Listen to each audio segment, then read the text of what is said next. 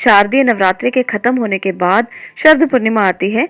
धार्मिक मान्यताओं के अनुसार शरद पूर्णिमा के दिन भगवान विष्णु के 4 माह के शयन काल का अंतिम चरण होता है। इसके बाद भगवान विष्णु अपने शयन कक्ष से उठ जाते हैं, अपनी निद्रा से उठ जाते हैं, तो इसलिए इसे काफी ज्यादा अच्छा और महत्वपूर्ण माना जाता है। मानते हैं कि इस दिन चांद अपनी 16 कलाओं से पूरा होकर रात भर अपनी किरणों से अमृत की वर्षा करता है। इसलिए इस रात का जो महत्व है वो हमारे पुराणों में, वेदों में और इसके साथ साथ हमारी असली जिंदगी में भी देखने को मिलता है।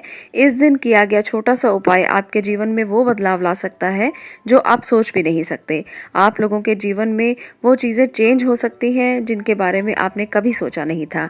जिन लोगों को डिप्रेशन की समस्या रहती है, जिन लोगों को परेशानियां रहती हैं, मानसिक अशांति रहती है, इस प्रकार के सभी लोग इस दिन उपाय अगर करते हैं तो ये दिन उनके लिए विशेष साबित हो सकता है। अगर इस रात खीर बनाकर छत पर रखी जाए और उसे अगले दिन ग्रहण किया जाए तो ये आरोग्य और कांतिवान बनाने के लिए बहुत ही अच्छा उपाय साबित हो सकता है। इस खीर को किस प्रकार से बनाना है, क्या इसके पीछे वैज्ञानिक मान्यताएं हैं, आज हम ये सब कुछ जानेंगे। पौराणिक मान्यता के अनुसार शरद पूर्णिमा की मध्य रात्रि में चंद्रमा जो है वो 16 कलाओं से अमृत वर्षा होने पर ओस के कण के रूप में अमृत बूंदें जो है वो खीर के पात्र में गिरती हैं, जिसके फलस्वरूप ये खीर जो है वो अमृत तुल्य हो जाती है, जिसको प्रसाद के रूप में ग्रहण करने से सभी लोग आरोग्य और कांतिवान बन जाते हैं। इसका कारण धार्मिक और ज्योतिषीय नहीं है, इसका कारण वैज्ञानिक तौर पर भी है। शरद पूर्णिमा की रात को छत पर खीर को रखने के पीछे वैज्ञानिक तथ्य जो है वो ये है कि खीर दूध और चावल से बनकर जो तैयार होती है, इस प्रकार से दूध में लैक्टिक नाम का एक अम्ल होता है। ये एक ऐसा तत्व है जो चंद्रमा की किरणों से अधिक मात्रा में शक्ति का ग्रहण करता है और इसके साथ साथ चावल जो खीर में डले होते हैं उनमें स्टार्च होता है जो इस प्रक्रिया को और भी इजी या आसान कर देता है। पुराने सदियों में जब ऋषि मुनि हुआ करते थे तो शरद पूर्णिमा की रात में खीर को खुले आसमान में रखने का विधान तो बहुत ही ज़्यादा था और इस खीर का सेवन सेहत के लिए बहुत अच्छा माना जाता था। एक अन्य वैज्ञानिक मान्यता के अनुसार इस दिन अगर दूध से बने उत्पाद का चांदी के पात्र में सेवन किया जाए तो चांदी जो हमारे बॉडी में, देखिए हर चीज़ का कंटेंट हमारी बॉडी में मिलता है, सिल्वर का, आयरन का, इसी प्रकार से बहुत सारे मेटल्स हैं जो हमारे बॉडी में पाए जाते हैं। तो इस दिन अगर चांदी के पात्र में सेवन किया जाता है तो ऐसे में प्रतिरोधक क्षमताएं हमारी बढ़ जाती हैं, जो बैक्टीरियाज हैं वो ग्रो नहीं करते और इससे हमारी इम्यूनिटी बूस्ट होती है। तो इसलिए इस उपाय को वैज्ञानिक मान्यता भी मिली है। ये कोई ज्योतिषीय उपाय ही नहीं है, इसमें वैज्ञानिक कारण छिपे हुए हैं, इसका आप लाभ उठा सकते हैं। चलिए अब इसका ज्योतिषीय कारण भी जान लेते हैं। चंद्रमा को हम बहुत सौम्य ग्रह मानते हैं, उसकी किरणों को बहुत सौम्य माना जाता है। पूर्णिमासी के चंद्रमा को बहुत ही अच्छा हम मानते हैं क्योंकि इसका प्रभाव हमारे जीवन पर, हमारे मन पर होता है और हमारे जो मन में जो भी भाव चलते हैं, जो भी विचार चलते हैं, उनको कंट्रोल करने में चंद्रमा ही बेहतर भूमिका निभाता है। तो खीर में क्या क्या कंटेंट होते हैं जो चंद्रमा से रिलेटेड हैं, चलिए जानते हैं इसके बारे में थोड़ा सा। खीर में दूध, चीनी और चावल ये सभी चंद्रमा की कारक वस्तुएं हैं। चीनी की जगह अगर आप मिश्री इस्तेमाल करते हैं तो और भी अच्छा मानेंगे हम इसको, क्योंकि चीनी में केमिकल होते हैं, इसलिए अगर मिश्री का इस्तेमाल किया जाए तो चंद्रमा के और भी अच्छे प्रभाव मिल सकते हैं। इसके परिणाम स्वरूप किसी भी जातक की जन्म कुंडली में अगर चंद्रमा क्षीण है, अगर चंद्रमा की महादशा, अंतरदशा या प्रत्यंतर दशा चल रही है, चंद्रमा किसी भी व्यक्ति के अगर छठे, 8वें या 12वें भाव में है, तो ऐसे में चंद्रमा की पूजा जरूर करनी चाहिए और इसके साथ पूर्णमासी का व्रत करना चाहिए और साथ में शरद पूर्णिमा के दिन इस प्रकार से इस खीर का सेवन करना चाहिए। ऐसा करने से ज्योतिषीय महत्व आपके चंद्रमा का और भी ज्यादा बढ़ जाएगा, चंद्रमा को बल मिलेगा, चंद्रमा स्ट्रांग होगा, इससे आपके मन की स्थितियां स्ट्रांग होंगी। मन जब स्ट्रांग होता है तो आप कोई भी फैसला करने में सक्षम हो जाते हैं। कोई भी अगर आप निर्णय करते हैं तो वो निर्णय भी सही होने लगते हैं। आपका मन जब प्रसन्न होता है तो आपको हर चीज अच्छी लगती है, दुनिया अच्छी लगती है। अगर आपका मन स्ट्रांग होता है तो जीवन की हर राह आपको आसान लगती है। तो बहुत सारी ऐसी चीज़ें हैं जो हमारे मन से जुड़ी हैं, जो हमारी रियलिटीज से जुड़ी हुई हैं, जो हमारे चंद्रमा से जुड़ी हुई हैं। इसके पीछे बहुत सारे कारण और भी जुड़े हुए हैं। आज मैं आपको इन सभी कारणों के बारे में बताती हूँ।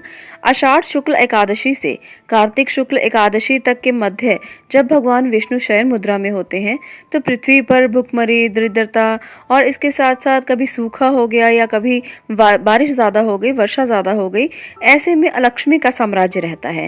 यानी कि कोई ना कोई नुकसान की स्थितियाँ बनी रहती हैं। बारिश की वजह से कहीं न कहीं कोई ना कोई नुकसान होता रहता है। इन्हीं के साथ प्रलय के अन्य 3 देवता ज्वर, बुखार और ऐसे जन्य रोगों के स्वामी रुद्र, भूसंकलन, बाढ़, सूखे के स्वामी वरुण और अनेक रोगों, दुर्घटनाओं और अकाल मृत्यु के स्वामी यम का इस पृथ्वी पर तांडव रहता है। इस अवधि में देव प्राण कमजोर पड़ जाते हैं और आसुरी शक्तियां जो हैं उनका वर्चस्व बढ़ जाता है। इसके परिणाम स्वरूप पृथ्वी पर बहुत सारे पाप बढ़ जाते हैं।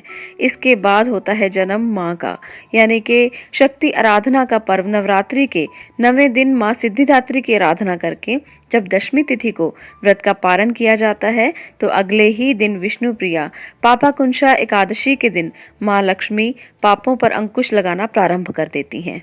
देखिए, जो हमारी पौराणिक संस्कृति है, पौराणिक मान्यताएं हैं, उनका जो सिस्टम है वो इतना अच्छा है कि उसके वैज्ञानिक कारण बहुत ही अच्छे आपको दिखाई देंगे। ऐसा लगेगा ही नहीं कि इनके पीछे कोई वैज्ञानिक कारण नहीं है, बहुत ही वैज्ञानिक है। इसी के जरिए ही हमारी सारी सृष्टि चल रही है। इस पूर्णिमा को कोजाग्र व्रत पूर्णिमा भी कहा जाता है और कर्जों से मुक्ति पाने वाली पूर्णिमा भी कहा जाता है। इसके पीछे के मत के बारे में बताऊंगी।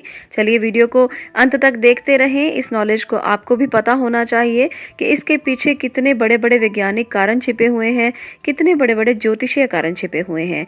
इस समय पर अगर आप भी ये सारी चीज़ें करते हैं, इस खीर को बनाकर खाते हैं, व्रत करते हैं, आप लोगों को क्या क्या इससे परिणाम मिल सकते हैं इसका अंदाज़ा भी शायद आपको नहीं होगा।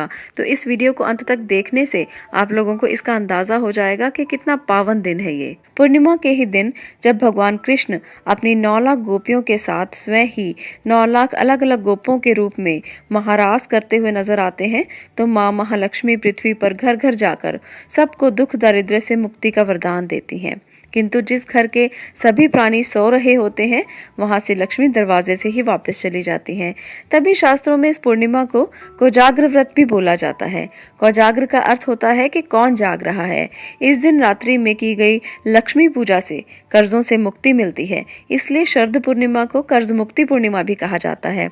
अगर आप लोगों को भी कर्जों से मुक्ति नहीं मिल रही, कर्जे बहुत ज़्यादा हो गए हैं, आप लोगों को ऐसा महसूस होता है कि उतरने का नाम नहीं ले रहे और परेशानियां बढ़ती जा रही हैं, मुश्किलें बढ़ती जा रही हैं, किसी न किसी बात को लेकर आपको लोन लेना पड़ता है, कर्जे लेने पड़ते हैं, तो ऐसे में आप इस दिन शरद पूर्णिमा के दिन माँ लक्ष्मी की पूजा करें। ऐसे में श्री सूक्त का पाठ करें, कनकधारा स्तोत्र का पाठ करें, विष्णु सहस्त्रनाम का पाठ किया जा सकता है। इस दिन आप माँ लक्ष्मी की प्रतिमा या उनकी मूर्ति या किसी पिक्चर को घर लेकर आएं और ऐसे में उनकी पूजा अर्चना करें। पूजा में मिष्ठान, मेवे और खीर का भोग लगाएं। रात्रि में वही खीर किसी बड़े पात्र में डालकर खुले आसमान के नीचे रख दें। इस बात का ध्यान रखें कि उस खीर को आप ढककर किसी मलमल के कपड़े के साथ ढक सकते हैं। इस बात का ध्यान रखें कि जब आप छत पर खीर को रखें तो उसे बिल्ली से बचाकर जरूर रखें। कई बार होता है कि छत पर बिल्ली होती है, खीर को जूठा कर सकती है या उसको नष्ट कर सकती है, तो इसका ध्यान आप जरूर रखें। इसे मलमल के कपड़े से ढककर किसी तार पर टांग सकते हैं जिससे बिल्ली उसको छू नहीं पाएगी। तो इस प्रकार की चीज़ों का थोड़ा सा ध्यान रखें। खीर बनाकर आप माँ लक्ष्मी की पूजा अर्चना करके उस खीर को सुबह आप सभी अपने घर के सदस्यों में बांट दें। अपने अपने हिस्से की खीर आप लोग खा लें। ऐसा करने से आपको 1 साल के लिए आरोग्य की प्राप्ति होगी। आप लोगों की जो मानसिक चिंताएं हैं उनसे आपको मुक्ति मिलेगी। इस समय पर जब आप पाठ पूजा कर रहे हों तो ऐसे में कनकधारा स्तोत्र, विष्णु सहस्त्रनाम का पाठ अगर कर सकें तो और भी अच्छा है। खीर जो है वो अभिमंत्रित हो जाएगी मंत्रों के साथ, इसका प्रभाव आपको और भी अच्छा मिलेगा। अगर आप इतना लंबा अनुष्ठान नहीं कर सकते हैं तो इसके अलावा आप यहाँ पर चंद्रमा के मंत्र का, बीज मंत्र का जप कर सकते हैं। ऐसा करने से भी खीर जो है वो अभिमंत्रित हो जाएगी और चंद्रमा के प्रभाव आपको पूर्ण रूप से मिलेंगे। आप ये मंत्र का पाठ कर सकते हैं, इस मंत्र को जप सकते हैं, ओम सौ सौमाय नमः। बहुत ही अच्छा मंत्र है मानसिक शांति के लिए, मानसिक टेंशन को दूर करने के लिए, चिंताओं को दूर करने के लिए इस मंत्र का जाप करें, चंद्रमा के प्रभाव पाएं। ऐसे में शरद पूर्णिमा पूर्णिमा का दिन बहुत खास है, इसे हाथ से न जाने दें। इस समय पर आप इसी प्रकार से उपाय करें। आज के लिए इतना ही। अगर आपको ये वीडियो अच्छी लगी हो तो शेयर करें ताकि बाकी लोग भी इसे कर सकें। वीडियो को लाइक करें और इसके साथ साथ चैनल को सब्सक्राइब जरूर करें। वीडियो को देखने के लिए धन्यवाद।